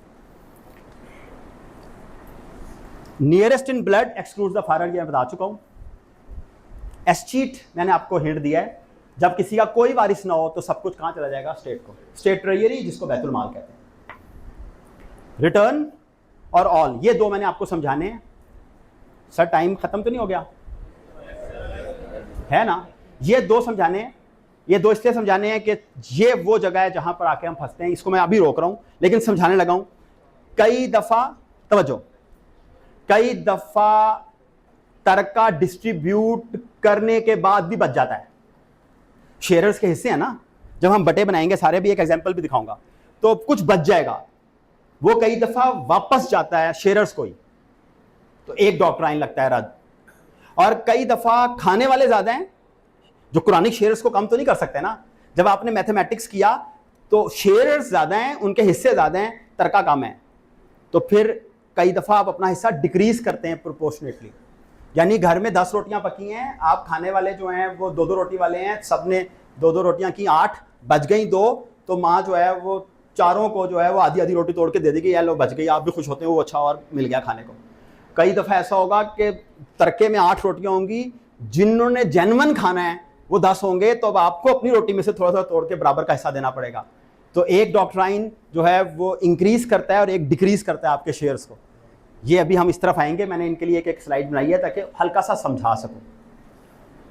Rule regarding adopted child, adopted child is not your वारिस। आप बच्चा पालें, आप अगर उसके वालिद नहीं हैं, आपने बच्चा गोद लिया है, 1 दिन का बच्चा गोद लिया है, वो आपका वारिस नहीं होगा, तो उसको आप वसीयत कर सकते हैं 1/3 तक। ठीक हो गया? तो ये ज़हन में रखना है। थर्ड जेंडर की विरासत भी इमाम अबू हनीफा ने, इमाम हम्बल ने, इमाम जाफर सादिक ने, सब ने डिस्कस किया है, और उसके जो रूल्स हैं फ़िक़ा में डिफरेंट है, डिफरेंस ऑफ ओपिनियन है। लेकिन जो अब स्टेट का रूल ये है कि आप मेडिकल एविडेंस ले लेते हैं, अदरवाइज़ वहाँ पर मुख्तलिफ तरह के रूल्स हैं। हल्का सा हिंट दे रहा हूँ, ज़्यादातर लोग कहते हैं फ़ीमेल की विरासत मिलेगी, इमाम मोहम्मद कहते हैं कि फ़ीमेल की नहीं मिलेगी, उसमें दोनों क्वालिटीज़ हैं, तो 1.5, 2, 1 और हाफ। तो और बाज़ार तो लोग कहते हैं कि कौन से वो अपने आप को ज़िंदगी में किस तरह गुजारता था, वो वाली चीज़ भी देखी जाएगी। सो आज के रूल के लिए, आप जिस दौर में आप रह रहे हैं उसके लिए most important thing is take the medical evidence और एक्सपर्ट एविडेंस, एंड उसकी विरासत जो है वो उस तरह चलेगी। सर उनसे कहें तकिया ला दूं। मिसिंग पर्सन एक लाइफ एक्सपेक्टेंसी है, फुका में इसको 70 साल तक डिस्कस किया है कि अगर कोई शख्स मिस हो जाता है तो एक एज 70 साल की थी, वो जिस एज में मिस होगा उस वक्त तक, क्योंकि लाइफ एक्सपेक्टेंसी वो थी, तो उस वक्त तक वेट किया जाएगा और उसके शेयर को रोका जाएगा। लेकिन आज के दौर में 7 ईयर्स से 4 ईयर्स तक शायद आ गई हुई है, तो मिसिंग पर्सन के लिए कोर्ट गारंटी ले लेता है कि अगर ये मौजूद नहीं है। मिसिंग पर्सन से मुराद यहाँ पर ये होता है कि जब कोई बंदा दुनिया में कहीं भी चला जाए, ज़िंदगी में उसके 2 या 3 रिश्तेदार ऐसे होते हैं जिनसे वो राब्ते में होता है, वहाँ पे भी राब्ता नहीं हो रहा तो फिर इशू होता है। तो इसमें जब मिसिंग पर्सन हो तो फिर कोर्ट इन्वॉल्व होता है, ताकि अगर हिस्से दे दिए गए हैं तो फिर वापस कैसे होंगे अगर वो आता है। आकनामा, आकनामा has nothing to do when it comes to विरासत। आप अपनी ज़िंदगी में किसी को आक करते हैं तो आपके मरने के बाद वो उसी तरह वारिस है जिस तरह वारिस होगा। ये मैंने बात की थी, वो जो आपके प्राइमरी शेयर्स हैं या दूसरे शेयर्स हैं वो कब डिस्क्वालीफाई हो जाते हैं। जी, रज़ाई बहन भाइयों का हिस्सा यूट्राइन और उसमें नहीं लिखा हुआ ना, तो वो साइड में है, उनका हिस्सा नहीं होगा। इलेजिटिमेसी, बायोलॉजिकल फादर तो हैं आप किसी के, बट इलेजिटिमेट चाइल्ड है। illegitimate child is not your Waris. There is a difference of opinion among Sunnis and Shias. According to Sunni law, illegitimate child is a child of mother. So when he is treated as a child of mother, so meaning thereby he will be getting inheritance from the mother and vice versa. But under Shia law, illegitimate child is child of nobody. So he will not be getting anything whatsoever from mother side or father side or vice versa. Murder, इस पे authorities अब ये हैं कि intentional murder होना चाहिए, अगर जानबूझ के मर्डर किया है तो डिस्क्वालीफाई कर देता है। लेकिन पुराना रूल ये था कि कुछ फुका में कि अगर मर्डर हो गया है आपका गलती से भी हो गया है तो डिस्क्वालिफिकेशन थी, लेकिन अब जो है वो क्लियर है, इंटेंशनल मर्डर होना चाहिए। अपोस्टेसी पे हमने डिस्कस कर लिया है, मुर्तिद होना। स्टेप रिलेशंस आ गए, आपके वारिस नहीं है वो माँ उस सूरत में जब आपके प्राइमरी शेयर्स मौजूद हैं। चाइल्डलेस विडो, क्लासिकल शिया लॉ के अंदर चाइल्डलेस विडो को इमूवेबल प्रॉपर्टी में हिस्सा नहीं मिलता था, वो उसके बेनिफिट्स ले सकती थी, मूवेबल में हिस्सा मिलता था। और अब if I am not wrong, MFLO में जो सक्सेशन का चैप्टर है सेक्शन 4, उसके बाद एक नया सेक्शन ऐड हुआ हुआ है चाइल्डलेस विडो के राइट्स। तो वो आप लेटेस्ट जब लॉ पढ़ेंगे तो उसके अंदर उसका हिस्सा है, और वो क्लासिकल शिया लॉ को ही डिस्कस किया है।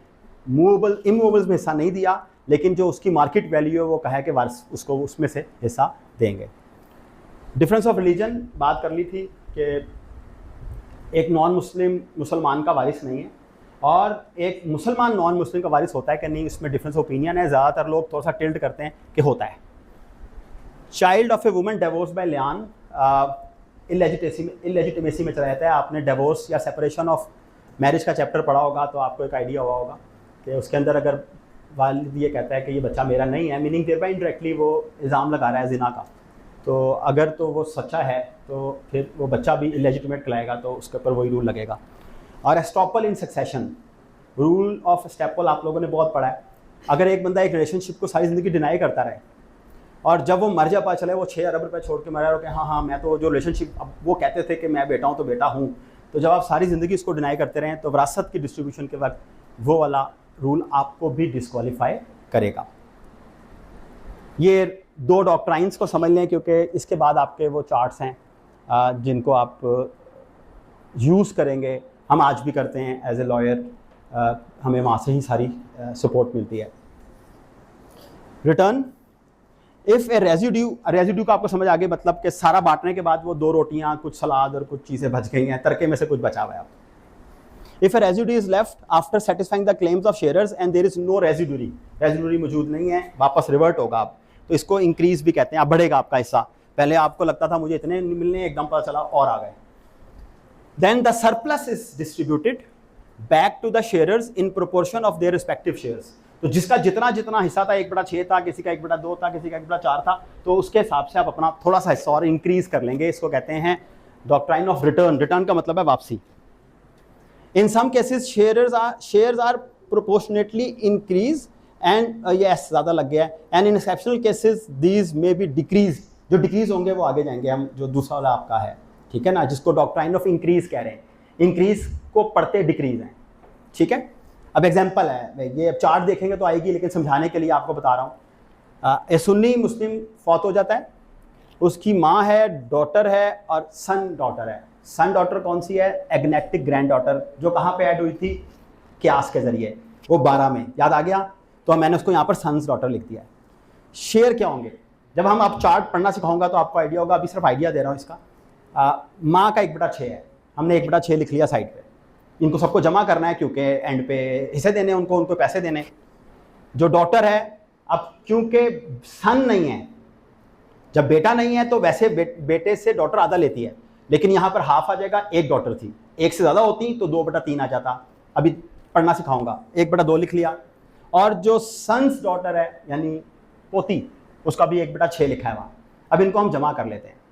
तो एलसीएम आप लेते हैं तो एलसीएम जो है वो 6 ही आएगा। ये हर 1/6, 1/2 और 1/6 जो है वो सबसे छोटा वर्ड जिस पे डिवाइड होते हैं वो 6 है। हमने 6 नीचे लिखा और उधर से आ गया 1, 6 कम 6 तो 1 आ गया। उसके बाद 2 तिया 6, 3 आ गया और 1/1 आ गया। अब जो डिस्ट्रीब्यूट होना है वो 5 हैं और जो हिस्से करके हम बैठे हैं वो 6 हैं। आसान हो गई बात। अब हिस्से 6 हैं जो डिस्ट्रीब्यूट होना है सबको वो क्या है 5। तो इसको हम पढ़ते हैं इंक्रीज। इंक्रीज कैसे होगा, अब हम करेंगे क्या, so the end result is not unity. जब आप ये बटे करते हैं तो हम क्या करते हैं, आखिरी जवाब इन सारों के हिस्से लिखने के बाद 1 आना चाहिए। 1 आएगा तो हमने बिल्कुल ठीक किया है। 1 नहीं आएगा तो हम, अगर नीचे वाला बड़ा होगा तो हम क्या लगाएंगे, डॉक्ट्राइन ऑफ रिटर्न। रिटर्न का मतलब यह है कि अब हमें 1 लाने के लिए ऊपर वाले हिस्से तो बढ़ा नहीं सकते, 5 की जगह 6 नहीं लिखा जा सकता, तो 6 की जगह 5 लिखा जा सकता है ताकि प्रोपोर्शनली बढ़ जाए। तो हम नीचे वाले 6 में 5 ऐड करेंगे, 6 खत्म कर देंगे, 5/5 1। अब टोटल जो हमने खाने के हिस्से करने थे वो शुरू में 6 करने थे, क्योंकि चार्ट ये कहता है, कुरान ये कहता है, शेयर्स के शेयर्स ये कहते हैं कि 6, लेकिन जब बना है तो वो क्या है 5। तो हमने उसको 5 किया, जब 5 किया तो थोड़ा सबका अपना बढ़ जाएगा। चलें, कईयों के जो है वो थोड़ा सा इशू है, अभी हम जब एग्जांपल्स करते हैं आगे जाके और तो फिर समझ आ जाएगा। इसके उलट है, अब ये है कि हिस्से ज्यादा बन गए और मसला आ रहा है, अब नीचे देखते हैं। When respective shares of each actual heir are assigned to them and the sum total exceeds unity, वो लेस देन यूनिटी था, अब एक्सीड हो गया है, यानी जो आपका डिनोमिनेटर है वो कम है और खाने वाले जो हैं वो ज्यादा हैं। अब जब खाने वाले ज्यादा हैं तो मैंने मिसाल दी थी कि आप हर बंदा अपनी रोटी में से कुछ कुछ हिस्सा छोड़ेगा ताकि जो एक्स्ट्रा है वो खा सके। सो अब मैंने एक एग्जांपल बनाई है, एक सुन्नी औरत, मैंने कहा पहला मर्द मारा है तो कोई लड़के ना कहेंगे सर आपने जितनी एग्जांपल्स बनाई हैं उसमें मर्द ही मारा है, तो एक खातून बुरा ना बनाए, वो भी मर गई। लिविंग हर हस्बैंड, अब हस्बैंड साहब मौजूद हैं, डॉटर मौजूद है, फादर मौजूद है, मदर मौजूद है, ये सारे प्राइमरी लीगल हेयर्स हैं। ऐसे ही है ना, प्राइमरी शेयर्स कहे थे ना हमने, तो ये वो सारे थे। अब शेयर्स जो है वो हस्बैंड का 1/4 लिखा है, डॉटर का हाफ है क्योंकि सन नहीं है, फादर का 1/6 है, मदर का 1/6 है। अब इनको जमा कर लें, 1/4, 1/2, 1/6, 1/6। जो सबसे लीस्ट वर्ड जो इन सब पे डिवाइड होगा वो 12 है। 4 तिया 12, 2 छिक्के 12, 6 दूनी 6 दूनी। तो जो यूज होगा वो क्या होगा, 12 सबसे नीचे। अब इन सबको जब आप जमा करेंगे तो वो 13 आ गए। अब हम उनके 13 हिस्से तो हमें करने ही करने, क्योंकि जो जेन्युइन हिस्से हैं वो 13 हैं, लेकिन जो हम ओरिजिनल हिस्से बना रहे थे वो कितने बने थे, पूरे पैसों के 12। तो सबसे आसान तरीका यह है कि फिर सब अपना थोड़ा हिस्सा छोड़ेंगे। पिछले में सबने एक्स्ट्रा लिया था, यहां पे सब अपना छोड़ेंगे। उसको यूनिटी करने के लिए क्या करना है, सबसे आसान यूनिटी करने को तरीका यह है कि 13 जो है नीचे वाले 12 को 13 कर दें। नीचे वाले 12 को 13 किया, अब जो ओरिजिनली आपने 12 हिस्से किए थे वो 13 कर रहे हैं आप। जब आप उनको 13 कर रहे हैं तो फिर क्या हो रहा है, आपका सबने अपना अपना प्रोपोर्शनेटली थोड़ा छोड़ दिया है, और 3/13 आ जाएगा हस्बैंड का, 6/13 आ जाएगा डॉटर का। अब आपने 1,30,00,000 के हिस्से किए फर्ज करें, तो उसमें आप 3 हिस्से जो है 1,30,00,000 के हिस्से करें, उसमें से 3 हिस्से बाप को दे दिए, 6 हिस्से बेटी को दे दिए, अगले जो हैं वो आपके 2 हिस्से उसको दे दिए और 2 हिस्से। तो ये 2 डॉक्ट्राइन है जो आके आपको हल्का सा खराब करते हैं जिस वक्त हम लागू कर रहे होते हैं, मैथ कर रहे होते हैं इसके लिए। ये टेबल है जी, आपके पास भी है, मैं इसको पढ़ना सिखा रहा हूँ, मोबाइल पे खोल लें। ये टेबल से ही सब है, मुझे सिर्फ इतना सा बताना है आपको, सिर्फ इतना सा बताना है कि ये टेबल यूज कैसे होता है। तो अगर आप सब, क्योंकि हो सकता नजर ना आ रहा हो, तो सिर्फ मैं इसको पढ़ना आपको सिखा रहा हूँ। और टाइम है और जिशान साहब ने मुझे कहा था एक सरप्राइज रखना है। सरप्राइज ये रखना है कि ये इसलिए, अब जो तो भाई मेरे सोए हुए थे उनके लिए भी है कि इसके बाद कोई 3-4 हम यहाँ पर एग्जाम्पल्स चलाएंगे और आप उसको हल करेंगे। यही सिर्फ इसी चार्ट में से सब कुछ है, सारी एग्जाम्पल्स यहाँ से हैं। तो ज़रा सा इसको समझ लें, जितना सवाल है पूछ लें, ठीक है। मैं पूरी कोशिश करूँगा कि मैं आपको अपनी दानिश में इसका बारे में बता सकूँ। तवज्जो, ये सुन्नी पहला वाला जो है टेबल है सुन्नी शेयर्स चल रहा है। ये देखिएगा, ये शेयर्स मैंने कहा था 12 हैं, ये 12 पे आके ख़त्म हो जाएगा। पहले तो ये वाला पूरा का पूरा जो है आप कॉलम देख लें। सुन्नीज मैंने कहा था 12 को शेयरर्स बनाते हैं, ऐसे ही है। आप इससे अगली स्लाइड पे जाएं, देखें शिया टेबल के अंदर 9 होंगे, ये आपको शुरू में मैंने बता दिया था। और वो 3 कौन से काम हैं जो एनालॉजी के जरिए ऐड हुए हैं। तो पहला कॉलम तो समझ आ गया आपको। अब आए, और इसमें कहीं बेटा नहीं है, नोट कर लें। वाई? जिस वक्त बेटा आएगा तो प्राइमरी शेयरर्स रह जाएंगे, बाकी किसी का शेयर नहीं होगा, मास वाई रेजिड्यूरी के तौर पे। अब आए ये पढ़ना है जो असल आप लोगों ने देखना है। ये जो कॉलम है इसके 2 हिस्से हैं, एक नॉर्मल शेयर और एक शेयर ऑफ 2 और मोर कलेक्टिवली। नॉर्मल शेयर कब मिलेगा उसके लिए अगला कॉलम है, और अगर अगले कॉलम की बातें पूरी ना हो रही हो तो फिर जाके पढ़ना है हमने कौन सा कॉलम, 4th। तवज्जो, दोबारा समझा रहा हूं। पहले कॉलम में 12 शेयरर्स हैं, इनके नाम लिखे हैं, बेटा मौजूद नहीं है, बेटा आएगा तो सिर्फ प्राइमरी शेयरर्स आ जाएंगे, आसान हो गया। उसके बाद दूसरे कॉलम के 2 हिस्से हैं, एक पहला सब कॉलम है और एक दूसरा। आपके बहुत से रिश्तेदार हैं जो एक ही रहेंगे, और बहुत से रिश्तेदार हैं जो एक से ज़्यादा हो सकते हैं, आपके बेटियां ज़्यादा हो सकती हैं, ठीक हो गया ना, तो बीवियां ज़्यादा हो सकती हैं।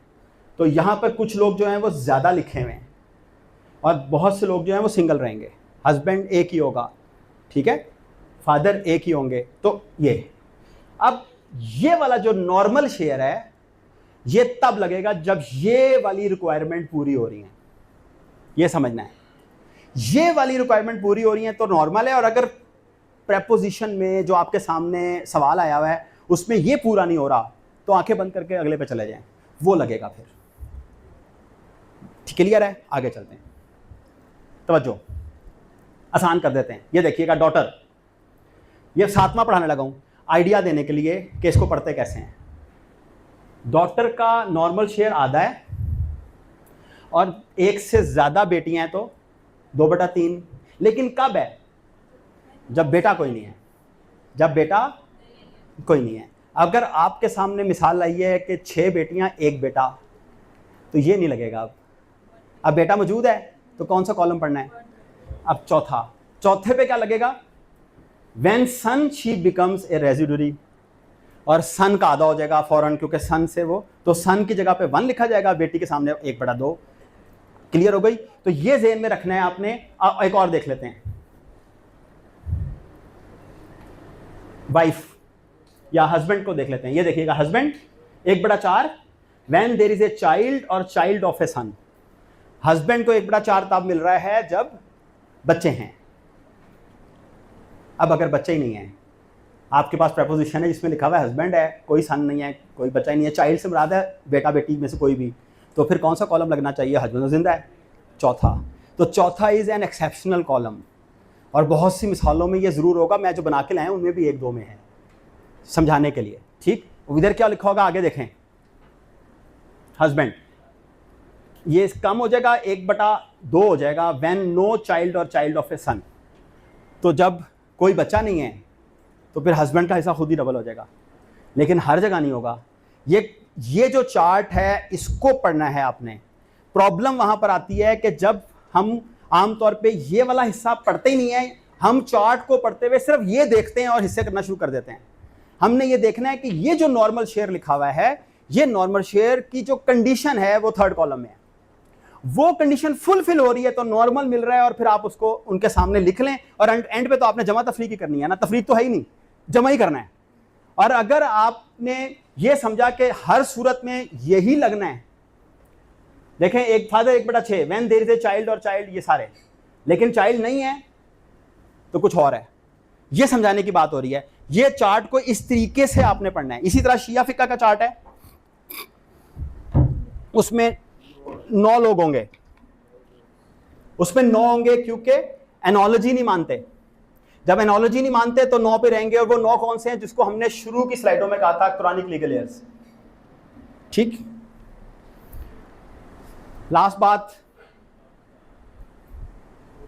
ये लॉज, ये रूल्स आपको पता होने चाहिए प्लीज।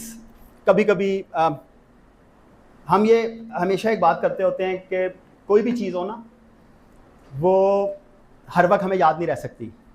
लेकिन वापस आके कभी कभी फारिग वक्त में, कभी लाइब्रेरी में, कभी टेबल के ऊपर वो किताब रखी हो, कभी बिल्कुल फारिग बैठे हों, तो फेसबुक व्हाट्सएप छोड़ के अगर हम उन सेक्शनों को एक दफ़ा पढ़ लें, वो सेक्शन हमें नई तस्वीर देते हैं कई दफ़ा जब हमने जजमेंट्स पढ़ी होती हैं। सो MFLO को ज़रूर देखना है, उसमें सेक्शन 4 और मैंने बताया था कि चाइल्डलेस विडो का अमेंडमेंट आई है, तो उसको पता होना चाहिए वो सिर्फ शिया फ़िका के लिए है और वो लागू भी शिया उन पर ही होगी।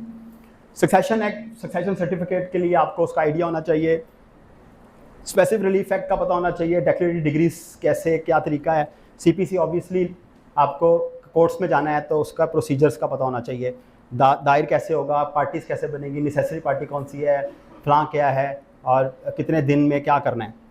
लेटेस्ट प्रोसीजरल डेवलपमेंट्स, ख़ास तौर पे लैंड के अंदर बहुत ज़्यादा रिफॉर्म्स आ रही हैं गवर्नमेंट की तरफ से, तो नादरा कहाँ पे इन्वॉल्व हो गया है, फैमिली रजिस्ट्रेशन सर्टिफिकेट का क्या रूल है, ये चीज़ों का आपको आइडिया होना चाहिए।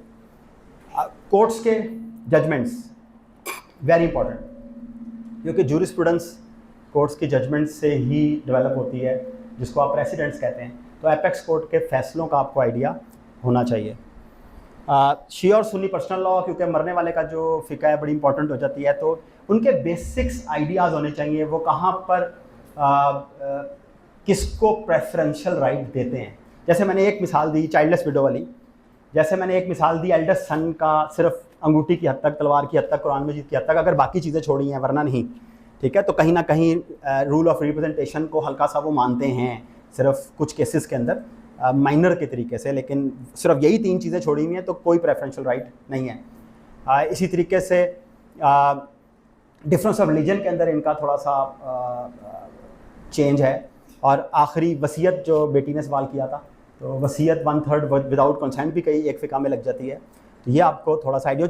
बेटियों का हिस्सा जो है, शिया फ़िका कहती है कि जी अगर औलाद नरीना नहीं है तो उस सूरत में बेटी will be treated as a बेटा फॉर गेटिंग इनहेरिटेंस। तो अगर आपका अकेला बेटा भी ये सब ले जाता है तो बेटी भी अकेली होगी तो वो सारी ले जाएगी, meaning thereby no residuary will be involve.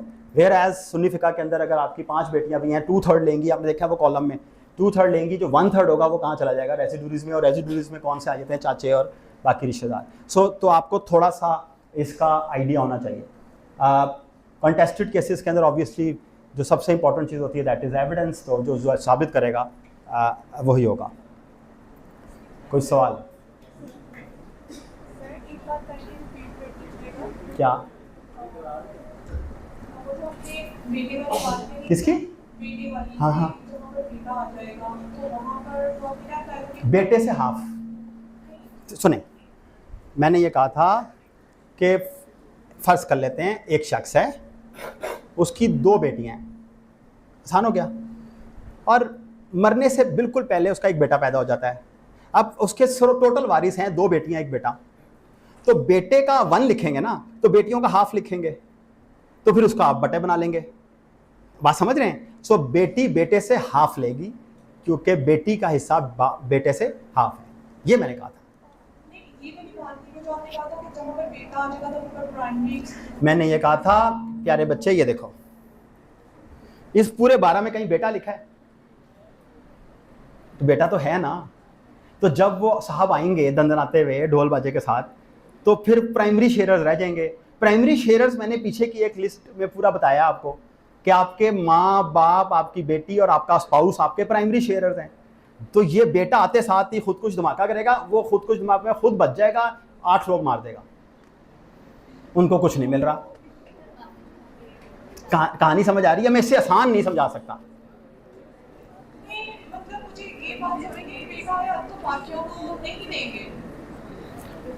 बेटा होगा तो बाकियों को मिलेगा, लेकिन इन सारों को नहीं मिलेगा। 4 को मिलेगा, बेवा को मिलेगा, बहन को मिलेगा, अम्मा जान को मिलेगा, अब्बा जान को मिलेगा। Thank you ji.